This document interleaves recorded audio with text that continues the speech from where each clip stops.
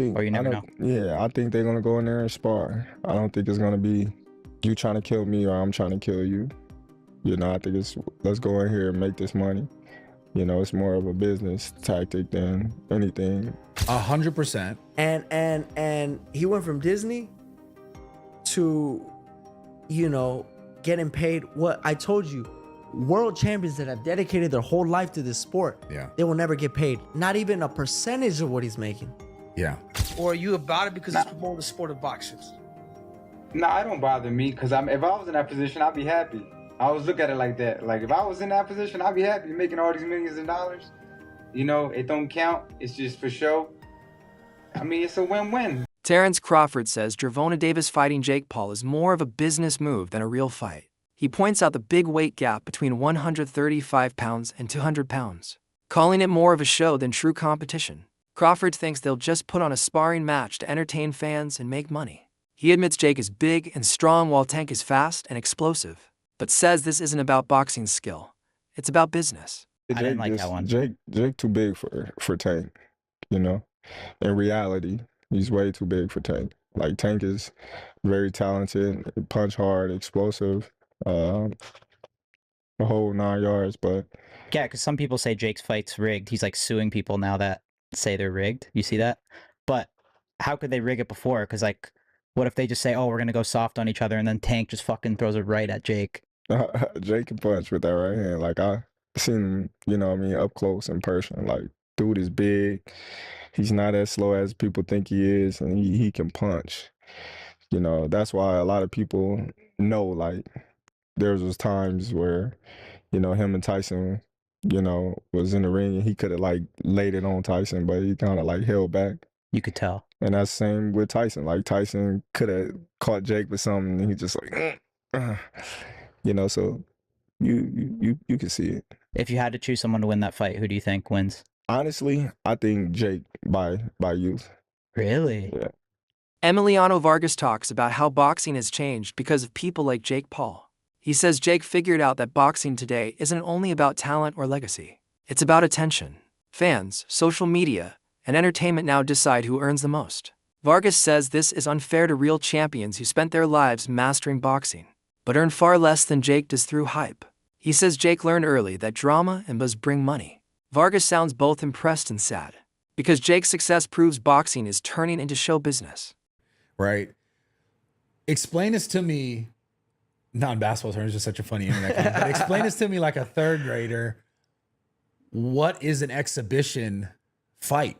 I don't even know, bro. I'm gonna be real with you. All I know is that Jake is making, I don't, goddamn. But when they say look, God bless Jake, bro, because this is what he figured out. He figured out this. He figured out boxing is all about attention.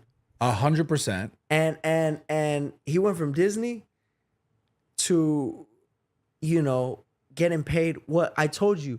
World champions that have dedicated their whole life to this sport, they will never get paid. Not even a percentage of what he's making.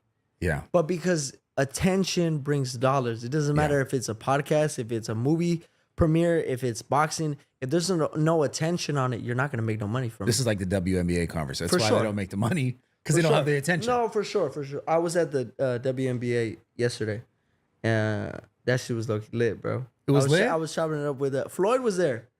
It was good? Like, people they won by like I think 1 or 2 points. But I was standing up and I was jumping, you know, it's the finals though. Yeah. It's the finals. So all that aside, I just feel like Gervonta could crack though, bro. Oh, of course. Gervonta could crack. I mean, so this is what I want to... He's sparred light heavyweights and heavyweights before. Like, this ain't nothing new. Even taller guys. For sure. Yeah, so what I really want to ask you in regards to that fight is, like, obviously someone like Gervonta is not, in his mind, he's not going to go out there and look stupid, no matter how it goes. Right. No, he's not. But that's what when I see it's an exhibition fight, I'm like, what does that mean? And you can still get knocked out. You know, I feel like that means there's not going to be no winner. No effect on the record. Yeah, that's exactly what it means. But you could get knocked out. So you don't think, because, like, you know, the beef now is like, this shit's the WWE. That's what people say about boxing. I mean, Shobaz the adult says Gervonta Davis isn't underestimating Jake Paul, even though it's just an exhibition. Tank sees this as a chance to prove his dominance to the world. If he wins clearly, his fame will grow beyond boxing. His coach has said he's training like it's a title fight. Shobaz says Tank can't afford to lose because the internet never forgets. A bad show against a YouTuber could ruin his image. So even though it's not for a title, Tank knows it's serious. He wants to prove the gap between a real pro and a celebrity boxer. You mean to tell me you start hitting Jake with some shit, he ain't gonna fight back? He said, fat. But he had you on a hit list before this fight even happened. So his mental is on you. So you have to take him serious. What Tank Davis doesn't know he's risking is crazy. I hope he knows now. The fan base doesn't know what Tank's risking. Y'all just seeing it as WWE shit. That Jake Paul is an opportunist, and that Jake Paul is gonna try to knock him out. He's gonna try to knock him out, do this, cross his arms. He's gonna try to do that shit. If he hits Tank and Tank has Bambi legs, that goes viral. Jake Paul gave Tank Bambi legs. He'll get trolled so much, Tank may retire. Tank gotta knock that guy out, and y'all don't realize it. And regardless of the reality of it being an exhibition, that shit, the sight of that is gonna go viral. Tank gonna have to take him seriously and knock his ass out, bro. Danny Garcia and other experts say this fight is more for entertainment than sport. They agree it's not an equal contest, but a money-making event. Still, they admit it draws huge curiosity. Fans want to see what happens when a smaller, explosive fighter like Tank meets a bigger, less skilled one like Jake. They think this might be one of Tank's last big events before retiring. He could use it for a huge payday and leave boxing rich. It won't define his career, but it's a smart business move that boosts his brand. I think Tank Davis, I have a feeling, bro, Tank Davis is going to retire after this fight. Sometimes when you get a big payday like that against a fight like Jake Paul, like you as a professional boxer, does that shit bother you, or are you about it because it's promoting the sport of boxing? No, it don't bother me because if I was in that position, I'd be happy. I always look at it like that. Like if I was in that position, I'd be happy making all these millions of dollars. You know, it don't count. It's just for show. I mean, it's a win-win. I mean, at the end of the day, it's the fight. It's the Does Tank Davis get it done with Jake Paul? Jake Paul's a little bit bigger. There's it's interesting, man. I don't think it's gonna be easy for none of them. I think it's gonna be interesting because Jake is a big dude and Jake is not a bum. Like Right. Jake knows how to fight a little bit. Right. And Tank is a lot smaller. I think it's gonna be entertaining for sure. I'm definitely gonna be tuned in because I just want to see like the outcome for sure. Damn, Right, there you so- have it, Kamaru. See, It's Yeah, changing. I've been saying that. I think, see, Danny, you can attest to this. I see when Jake came into the sport of boxing, it's just, of course, we say, oh, it's just a goofy YouTuber or a content creator coming into the actual combat sports. He came in with such hype and so many eyeballs to where at first it didn't look the greatest, but he's really proved it. The more people have doubted him, the more people have hated on him, the more people have said these things about him, the more it's fueled his fire to where he stayed in the gym enough to where you see Jake now running off combinations and he actually kind of looked like a boxer. Yeah, he definitely stepped it up. I mean, everybody in the beginning was like, man, I've been doing this my whole life. Like, we can't let somebody come in here and just make all this money. And Right. everyone said that as a boxer. But as he kept doing it, like, I kind of started to respect it because how many people could really, like, turn one fan base into another? You know what I mean? Like, you could be a YouTuber and then you could try to be like a rapper and your fans don't go with you. Right. Like, his fans really followed him to the boxing world. Like, you got to respect, he got a loyal fan base because it's like if I try to drop a song, nobody going to listen to it. You know what I mean? Shobaz says both Jake Paul and Tank Davis are under big pressure. For Jake, this fight will prove if he really belongs in boxing. He's fought celebrities and older boxers before, but Tank is a young, active champion. If Jake loses badly, his image will collapse. Tank also risks everything. Losing to Jake, even in an exhibition, would be humiliating. Shobaz says that's why both are training seriously. Jake wants respect as a real boxer, and Tank wants to protect boxing's honor. That pressure makes this show fight feel like a real one. Tank Davis is in a situation where there's a good chance he'll have to retire, like he said after this fight. Let me tell you what I mean. With everyone saying that Jake Paul's fights are fake, Jake Paul brand cannot afford this fight to be a play around fight that goes the distance. It just can't afford it. If it goes the distance and it's tit for tat and everybody it's like a sparring session, Jake Paul's brand is going to take an enormous hit. I don't think Jake Paul's brand can afford it. I think Jake Paul knows that. And he's going to go out there throwing haymakers, trying to knock out Tank. I'm telling y'all. And y'all keep playing around. Y'all keep telling Tank that it's fake. Y'all keep saying, whatever. And what's going to happen is Jake Paul, playing possum, is going to try to knock this guy out and go viral. Bro, and it doesn't matter. It doesn't matter the size. It doesn't matter anything, bro, because it's going to go viral and everybody's going to roast the hell out of Tank. And I'm saying, Tank, you got to take this fight seriously. I don't know what was said to you, but don't listen to your fans. Your fans, the Tanky Wankies, been setting you up to lose forever. Brother, listen to the biz. Don't listen to anyone else. Your only option is to take Jake seriously and knock him out. Brother, that is your only option. Because Jake Paul knows that's his only option. He's just not saying anything. Leonard Ellerbe defends Gervonta Davis from his critics. He says people ask why Tank doesn't fight names like Shocker Stevenson or Lomachenko, but ignore the business side. Tank follows his own plan, and not every fight makes sense financially or contractually. Ellerbe says fans don't understand the system and just look for faults. He insists Tank isn't avoiding tough fights. He's making smart choices for his career, safety, and income. Tank has already achieved great success and built one of boxing's biggest fan bases. Davis is 30-0 or whatever his record is. He's undefeated, but he's never fought anybody. He never does anything. He never tried to make a fight with Vasily Lomachenko. He never wanted to fight Shakur Stevenson. He didn't fight Devin Haney. And they go and list a bunch of stuff that he did not do, right? But don't want to look at the facts related to whether or not he could even do the things that they're asking him to do. So Leonard Ellerbe used, for example, what was said about Vasily Lomachenko and Gervonta Davis, and Gervonta ducking Vasily Lomachenko when Vasily Lomachenko was at 130 pounds.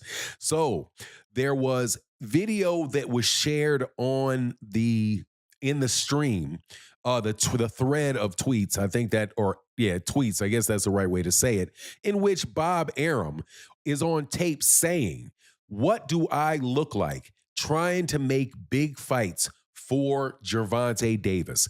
My job is to make fights for my fighters. I have plenty of good fights that I can make for Vasily Lomachenko, for Shakur Stevenson, for Devin Haney, for these people in my promotional company that I can make good fights for. I don't need to go outside and make a fight outside of Top Rank." That is what that's what the owner president of Top Rank, Bob Arum, said about making a fight with Gervonta Davis and Vasily Lomachenko. Vasily Lomachenko was also on tape the same time saying, "Why would I fight Gervonta Davis? There's nothing in that for me." And do you know why that was the case? Because Gervonta Davis at the time was not a big name yet. He had not broken out. Experts say Tank Davis fights for respect and legacy, not just for money. He knows fans judge him every time he enters the ring. Every punch and word makes headlines. That's why he never fights carelessly. He's built a reputation as a sharp, focused fighter who beats opponents with skill. Analysts say even in exhibitions like the Jake Paul fight, Tank's pride is on the line. He doesn't want to look lazy or scared. His professionalism separates him from celebrity boxers who fight for fame. Tank fights for pride, not just the camera. If you're sitting on that toilet and that stool ain't brown or green, if it's red, go to the doctor. Yeah, for sure. But again, Tank Davis and Jake Paul, they fight in November. I personally have Tank. You know what I'm saying? I just don't, because Tank is a little different. He ain't like them other niggas who took a fall. Tank ain't finna take no fall, bro. That's what I think too. I think like Bro got a reputation to maintain. He ain't about to just, you know what I'm saying, sign a deal just for some money. Just for some bread. I ain't like it's about the money though, for sure. For sure. But I'm not about to. But what they get, like 20, he got like 20 million? But yeah, 20. I ain't gonna lie, Tank probably get 20, 30, 40. I don't know. Tank need to get more than that because it's bringing Jake Paul more money than, you know what I'm saying? Than anything, but you know, Jake Paul putting up the purse, he putting up everything. Oh, okay. He paying for promotions, he paying for everything. So he getting all whatever he get. You know what I'm saying? So hey, I can only, I think it's a 60-40 cut or something like that. I ain't mad at that. So it's like you getting 40% and you all gotta do is show up and fight. No, facts. That's all you gotta do is show up. Facts. And then 9 times out of 10, you know what I'm saying, it's gonna be what, a draw. No. Tank gonna knock his, well, you think so? Let me not speak too fast, but I know Tank, I pray and I think I know that Tank is gonna beat him up. Nate Diaz gives a straight answer about the fight, saying Jake might win.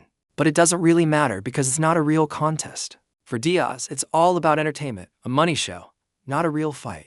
He refuses to predict a winner because he thinks it doesn't represent true combat sports. Diaz values real fighting, not scripted events. His comments show that many pro fighters see these modern exhibitions as fake and business-driven instead of about skill and heart. I gotta ask you, Jake Paul versus Gervonta Davis. Does Davis have a chance? Gervonta is a great boxer, but he ain't gonna be Jake Paul. So you got Jake Paul by knockout, or? No, I don't got anybody, but I don't think he's just too small. It just I don't want to beat up somebody that small. I don't want to, you know what I'm saying? What do you think of the fight? I don't want to lose to somebody that. There's no point in the fight. It's a great fight, actually. You think I'm it's not a good hating fight? on the fight, but I think my thoughts on it is let's watch it, see what happens. Ryan Garcia said that boxing's turning into WWE. Yeah, with that type of matchup. What do you agree? Last thing, White House card, like he said, you want Conor McGregor? Yeah, but the whole thing's on WWE, so right. It's like, at least that's happening and it's getting something to talk about, something to watch, and I'm looking forward to that fight actually. Fans and media laugh at the size difference between Jake Paul and Gervonta Davis. At their press events, Jake towers over Tank, who has to look up during face-offs. The contrast makes people wonder how a small fighter can take on someone so big. Many say it looks like a stunt, not a real fight. The mismatch adds to the feeling that this event is about show, not fairness. Still, it's fascinating, like two completely different worlds colliding for fame and money. You know, when this fight was announced, I thought it was just like, you know, fabricated, just like something to hype stuff up. But after seeing like the weigh-ins, I mean, just look at, he has to bend down to be, it's absolutely crazy. And I've said this before, this isn't gonna do either fighters any favors, right? Gervonta Davis, he wins, so what? You beat a YouTuber. You lose, you lost to a YouTuber. You know what I mean? They won't even care about the size. Jake Paul wins, he beats some small dude. You know what I mean? Jake Paul loses, well, I don't even know. Like, it's all bad. You know, no one is winning in this fight regardless. And I just think that it's absolutely absurd. But hey, that's what boxing is nowadays. It's more so about the show, right? Instead of actually being competitive at this point. But at the same time, it kind of is competitive because obviously everyone knows that Gervonta Davis has better boxing skills than Jake Paul. We're going to see if that's going to matter when the guy has 60 pounds on you. So it's definitely something that I'll still watch. Analysts say the Jake Paul versus Gervonta Davis exhibition has been secretly planned for months. Both sides worked quietly knowing it would grab global attention. They admit Jake's size gives him an advantage, but Tank's speed, timing, and experience could easily beat that. Tank has fought elite opponents and knows movement and rhythm far better than Jake. Analysts predict the fight will show the gap between a trained pro and a self-taught entertainer. Jake might have power, but Tank's precision and counters will expose the difference between skill and strength. Yeah, you're seeing what I'm seeing. Tank Davis versus Jake Paul. I don't buy it for a second, but apparently they were in negotiations to have this fight happen if Tank Davis beat his previous opponent, which obviously ended in a draw. Which means he's obviously going to go and rematch Lamont Roach in his next fight. But come on, Tank Davis versus Jake Paul. Jake Paul is a cruiserweight / heavyweight. Tank Davis is a lightweight. This is Jake Paul's mindset. Okay, I'll fight a legit professional boxer, OAP. I'll fight a legitimate professional boxer who's his age, loses. Okay, I'll fight another professional boxer who's half his weight.